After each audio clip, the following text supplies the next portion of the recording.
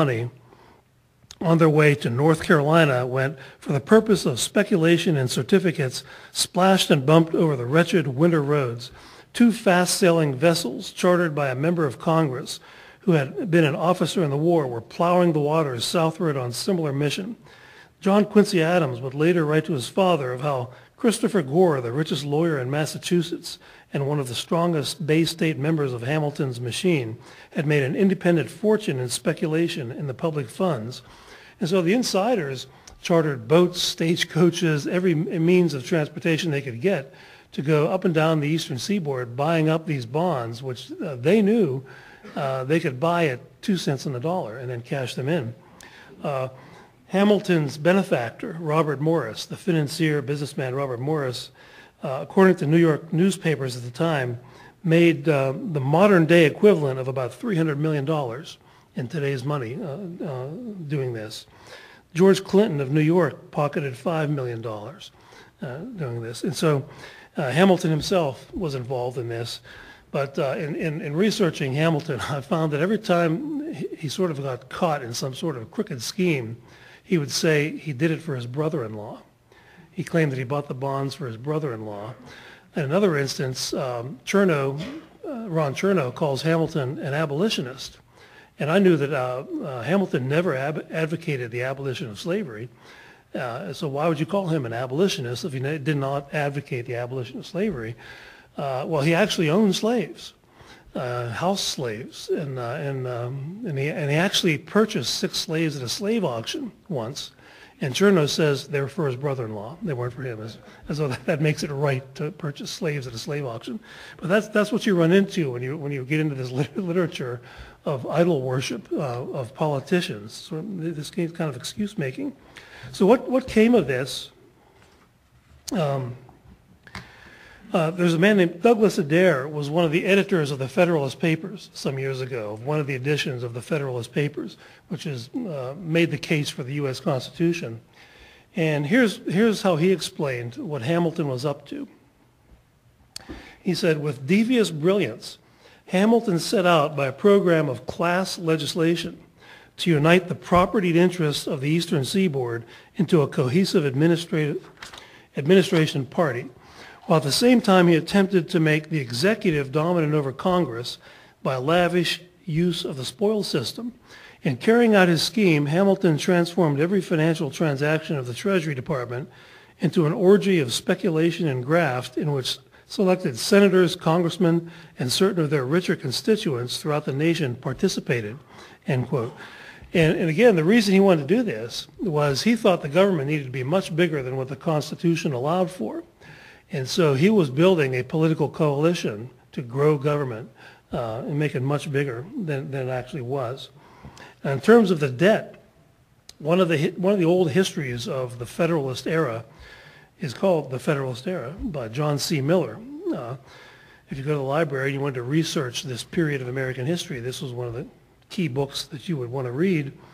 And this is what happened to the national debt after once this was a done deal. Once it was nationalized and Hamilton's party, the Federalists, were in charge during the Adams administration. Here's what Miller says, John C. Miller. The national debt soared to a total of over $80 million. To service this debt, almost 80% of the annual expenditures of the government were required, 80% of the federal budget. During the period 1790 to 1800, payment of the interest alone of the national debt consumed over 40% of the national tax revenue. For a nation whose government had been tottering on the brink of bankruptcy a few years before, this might well be regarded as a staggering burden of debt, end quote. And I think that also gives, poses a big question for those people who say, well, Hamilton did this to establish the good credit of the United States.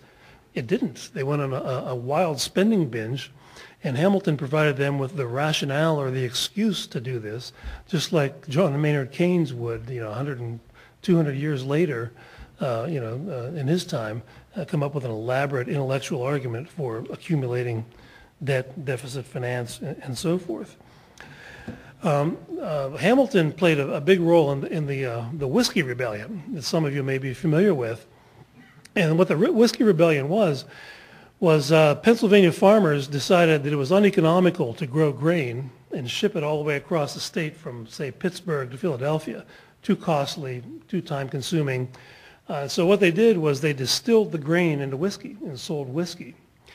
When Hamilton was Treasury Secretary, he got Congress, his party was apparently in control, to pass a number of excise taxes, including a whiskey tax and a national property tax, also, which caused another rebellion in Massachusetts.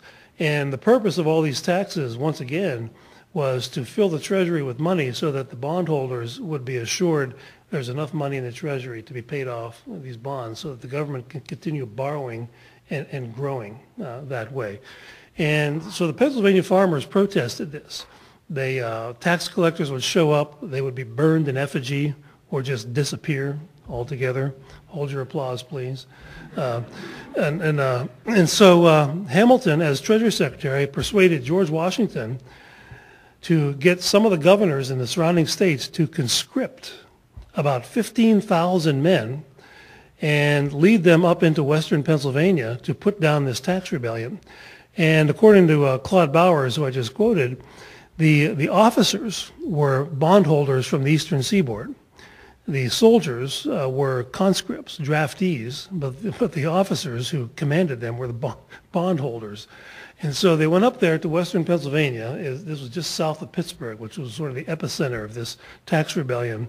And they ended up rounding up about 24 men who they thought were the leaders of the tax rebellion, forced them to walk clear across the state of Pennsylvania to Philadelphia in the winter, some of them in bare feet, and treated them worse than cattle, and then put them all on trial. George Washington had left, went back home, had business to take care of, and so Hamilton was left in charge of the Whiskey Rebellion, and he was the judge. He was the judge. He sat there, and he wanted to hang all of these tax protesters. He wanted to hang every one of them.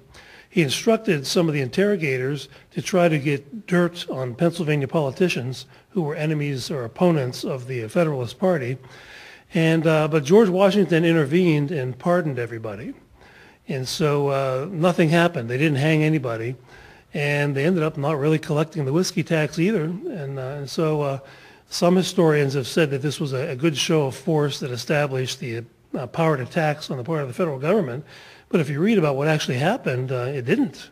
They didn't pay the tax. The tax protesters won, thanks mostly to George Washington's efforts in pardoning them all, even though he did.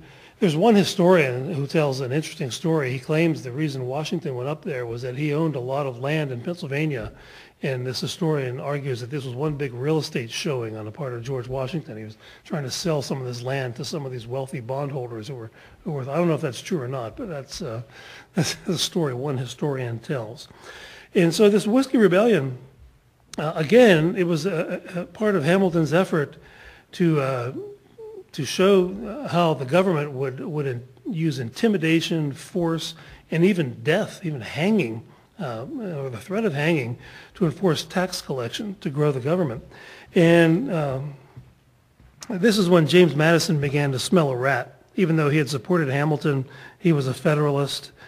And this is when Madison said this, said, Hamilton's extreme excitement over this whole affair exposed his not-so-hidden agenda of the glories of a United States woven together by a system of tax collectors, an IRS. It sounds like what we've got today, doesn't it? The IRS. Hamilton also supported a standing army, and Jefferson did not, of course. And my reading of this is that the main reason he wanted a standing army is he wanted a standing army of tax collectors. He wasn't really fearful that France would invade America. He wanted a standing army of tax collectors, and I'm not the first person to say this. And in a history of the Federalist Party, the historian John C. Miller says this: the most compelling reason for maintaining a large military establishment, in Hamilton's view, was to back up federal tax collectors, district attorneys, and judges in the enforcement of unpopular laws. End quote. So this has been recognized for a long time, that this is what he was really up to, a standing army of tax collectors. And of course we've got that. It's called the IRS. It took a long time. the Internal Revenue bureaucracy